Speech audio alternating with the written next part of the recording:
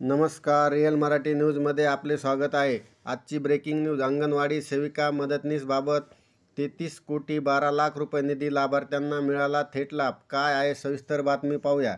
तत्पूर्वी आपण या चॅनलवर नवीन असाल तर असेच नवनवीन व्हिडिओ पाहण्यासाठी या चॅनलला सबस्क्राईब करा.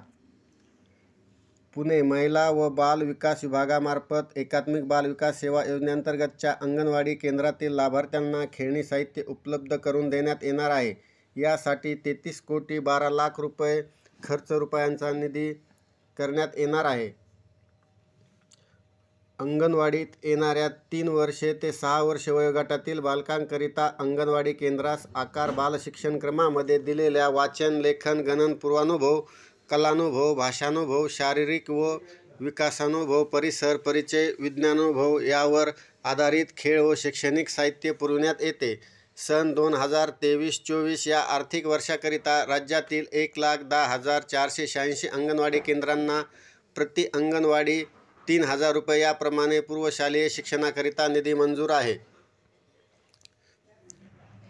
अंगणवाडी केंद्रातील लाभार्थ्यांना खेळण्याचे साहित्य देण्यासाठी ई-निविदा प्रकाशित केली असून खेळणी साहित्य खरेदीकरिता ई-निविदेतील अटी व शर्तींची पूर्तता करण्याची तसेच ई-निविदेत स्पष्ट केल्याप्रमाणे पुरवठा केला जाईल याची दक्षता एकात्मिक बाल विकास सेवा योजना आयुक्त यांनी घ्यावी लागणार आहे.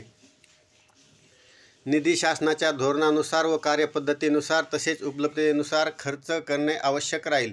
खेळणी साहित्याचा लाभ लाभार्थ्यापर्यंत पोहोचावा या दृष्टीने स्वयंस्पष्ट माहिती अंगणवाडीतील नोंदवहीमध्ये उत्पादनाचा दिनांक, एकूण पुरवठा, उचित मार्गदर्शक सूचना जारी करण्यात येणार आहेत. आदेशानुसार मागणीप्रमाणे केलेल्या गुणवत्तेनुसार प्रत्यक्षात पुरवठा झालेला आहे याची खात्री झाल्यावरच जेवढ्या जिल्ह्यांचा पुरवठा पूर्ण झालेला असेल व त्यांची पुरवठा झाल्याची चलने प्राप्त झालेली असतील त्या जिल्ह्यांची देयक अदा करण्यात येणार आहेत.